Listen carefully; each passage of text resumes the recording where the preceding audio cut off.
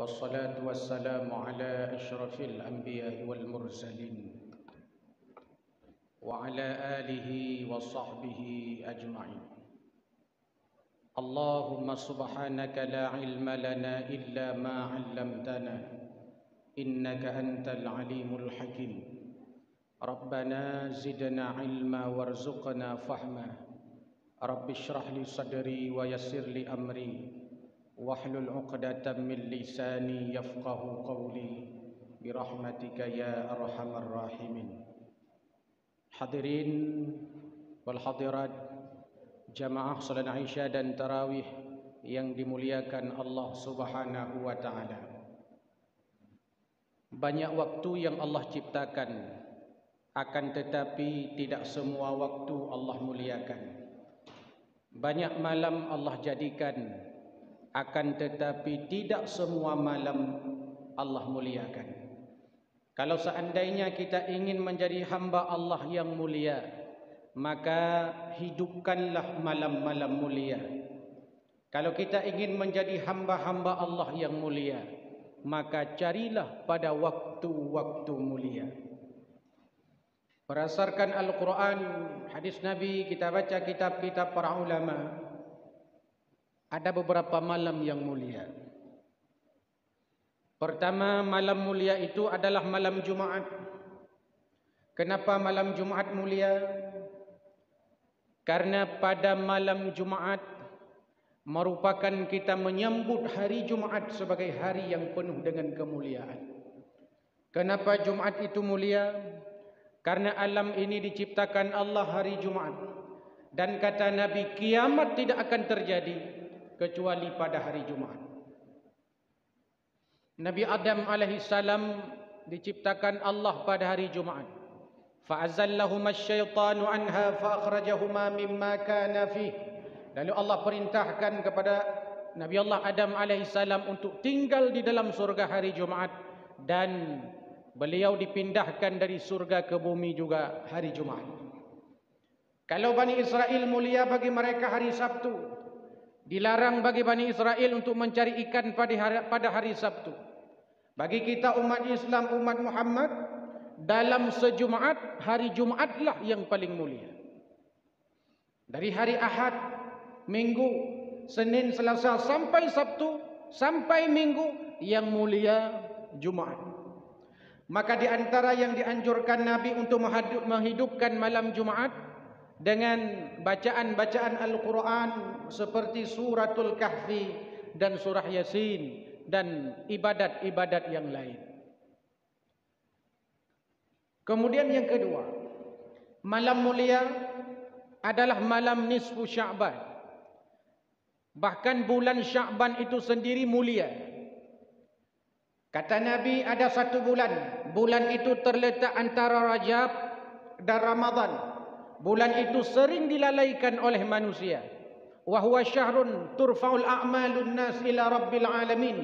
Padahal pada bulan itu malaikat melapor amalan tahunan kepada Allah Subhanahu wa taala.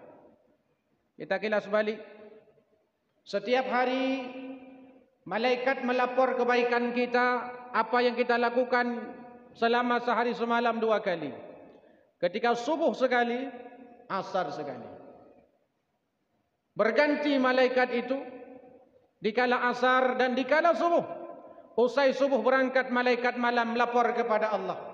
Lalu Allah bertanya, hai malaikatku, apa yang sedang dikerjakan oleh hamba-hambaku di muka bumi?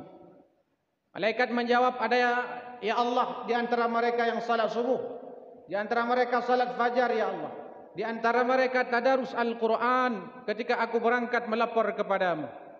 Akan tetapi ada hamba-hambamu ya Allah ingkar kepadamu, dia tidak ibadah ya Allah. Lapor malaikat dikala subuh hari. Dikala asar malaikat siang lapor kepada Allah. Apa yang kita lakukan dilapor kepada Allah Subhanahu wa taala.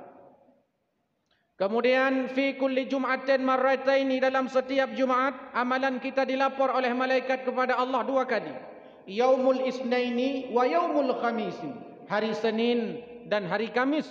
Lalu kata Nabi, fa ahibbu ay yu'rida amali wa ana shaim, dan aku sangat senang tatkala amalku diangkat kepada Allah Subhanahu wa taala, aku sedang berpuasa. Itulah di antara fadilah orang puasa Senin Kamis.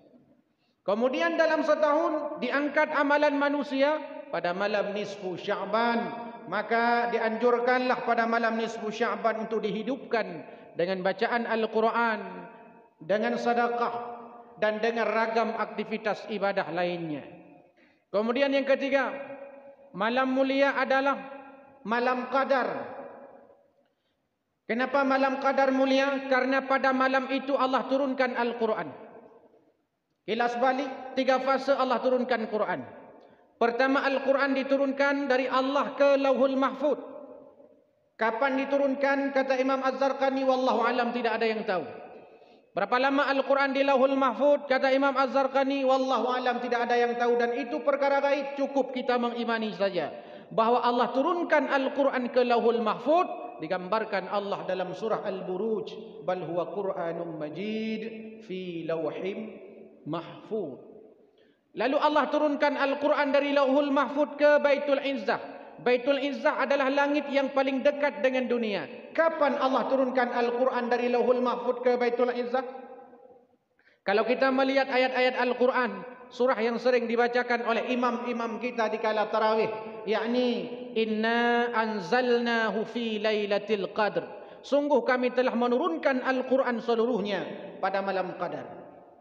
Dalam surah Ad-Dukhan digambarkan Allah, inna anzalnahu fi lailatul mubarakah. Sungguh kami telah menurunkan Al-Quran pada malam yang diberkati.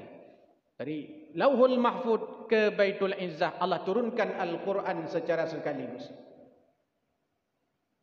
Jamaah salat Isya dan tarawih yang berbahagia, pada saat Al-Quran diturunkan, tanazzalul malaikah, malaikat pun turun. Ketika Quran diturunkan, malaikat turun, keberkahan juga turun. Maka dimanapun Al-Quran dibacakan, disitulah akan turun keberkahannya. Baca Quran di masjid, turun berkah di masjid. Baca Quran di manasah, turun berkah di manasah. Baca Quran di rumah, turun berkah di rumah. Baca Quran di kantor, di mana saja, turunlah keberkahan di sana. Kenapa Makkah Madinah mulia? Salah satu sebabnya karena di sana diturunkan Al-Quran. Kenapa rumah kita mulia? Karena rumah kita di sana banyak kita baca ayat-ayat Al-Quran. Kenapa HP kita mulia?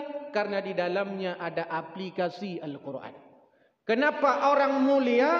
Karena di jiwanya, di dadanya, di pikirannya, di akalnya, di otaknya, di kepalanya ada Al-Quran.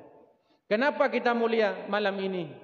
Karena ada Al-Quran di kepala kita. Minimal surah Al-Fatihah. Mulialah kita karena Al-Quran itu. Jamaah salat Isya dan tarawih yang berbahagia. Lalu Allah turunkan Al-Quran dari Baitul Izzah kepada Rasulullah. Kapan pertama kali diturunkan? Yaumal Furqan, yaumal taqal jama'an. Digambarkan Allah dalam Al-Quran, yakni pada hari bertemunya dua pasukan, kaum musyrikin dan kaum muslimin. Kita kenal dengan nama Perang Badar. Perang Badar itu terjadi pada 17 Ramadan. Sehingga ayat pertama kali diturunkan Allah dari Baitul Izzah kepada baginda Nabi, yang diturunkan oleh malaikat Jibril, yakni pada 17 Ramadan. Syahrul Ramadan alladzi unzila fihi al-Quran. Berapa lama Quran diturunkan? Selama dakwah Nabi 23 tahun. Nabi berdakwah 13 tahun di Makkah, 10 tahun di Madinah. Bila dibulatkan lamanya Quran turun berangsur-angsur 23 tahun, yang populer di masyarakat kita adalah 22 tahun 2 bulan 22 hari. Berapa banyak ayat yang diturunkan? 114 surat. Berapa juz? 30 juz. Berapa ayat? Khilafiyah, beda pendapat para ulama. Ulama Madinah mengatakan jumlah ayat dalam Al-Quran 6.217 ayat. Ulama Makkah mengatakan jumlah ayat dalam Al-Quran 6.219 ayat. Ulama Basrah mengatakan jumlah ayat dalam Al-Quran 6.229 ayat. Ulama Syam mengatakan jumlah ayat dalam Al-Quran 6.204 ayat. Ulama Kufah mengatakan jumlah ayat dalam Al-Quran 6.236 ayat.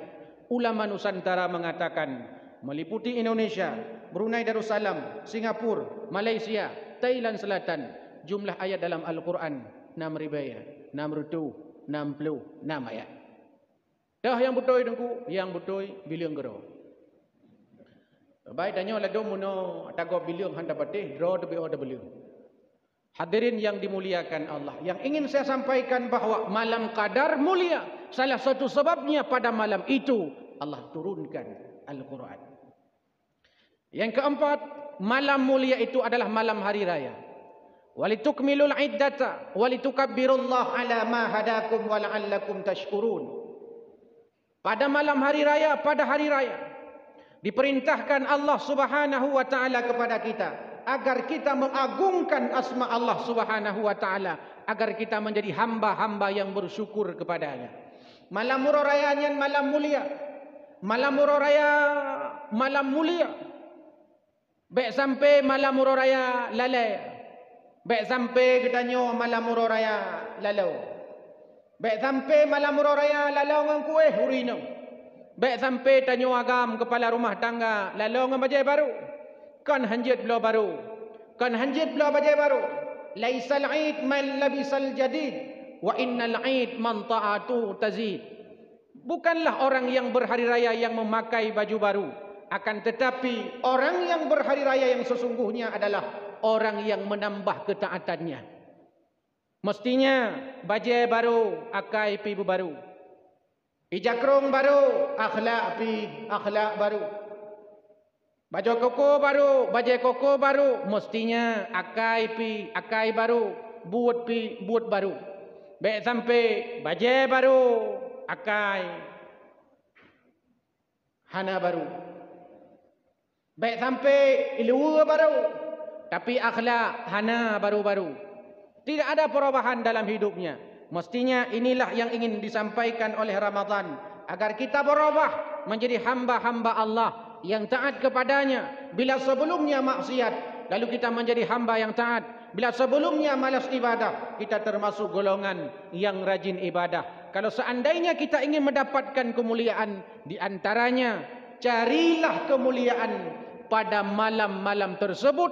Apalagi kita sudah berada di akhir-akhir Ramadan, dan ini kesempatan bagi kita untuk menjemput keberkahan, untuk menjemput kemuliaan, sehingga kita menjadi orang-orang mulia di sisi Allah Subhanahu wa taala. Amin ya rabbal alamin. Mudah-mudahan ada manfaatnya. Hadanallahu wa iyyakum ajmain. Wassalamualaikum warahmatullahi wabarakatuh.